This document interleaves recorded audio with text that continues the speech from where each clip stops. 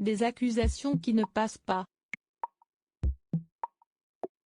Le 4 mars dernier que le plateau de BFM TV, Coline Berry était venue s'exprimer à propos de la plainte qu'elle avait déposée quelques semaines plus tôt à l'encontre de son père Richard Berry et de son ex-belle-mère Jean Manson pour des faits d'inceste et d'agression sexuelle lorsqu'elle était enfant.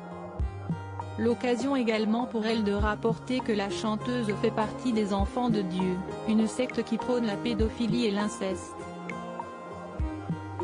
Une secte créée en 1968, qui a par ailleurs été dissoute 10 ans plus tard, officiellement pour accolage et prostitution.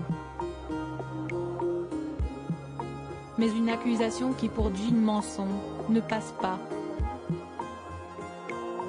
J'ai déjà écrit dans mon livre paru en 2011 que les musiciens que je fréquentais, alors rattachés à ce mouvement spirituel, formaient certes une sympathique communauté mais dont je ne suis pas devenue une adepte, a-t-elle ainsi déclaré dans un communiqué relayé sur ses réseaux sociaux, précisant ne pas faire partie et n'avoir jamais fait partie dans sa vie d'une mouvance sectaire.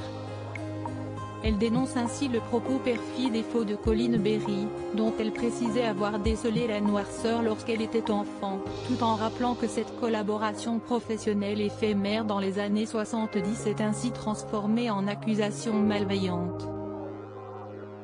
Jean Manson réserve ses explications aux autorités indémenties qui s'arrêtent là pour Jean Manson, qui précise qu'elle réserve désormais ses explications aux autorités, tandis qu'elle nie toujours fermement les accusations de Coline Berry.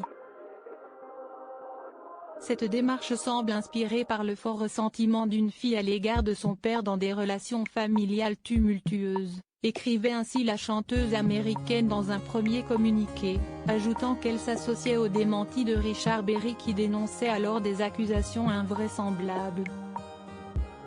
Je réfute et je conteste avec force l'existence de tels faits, avait-elle conclu.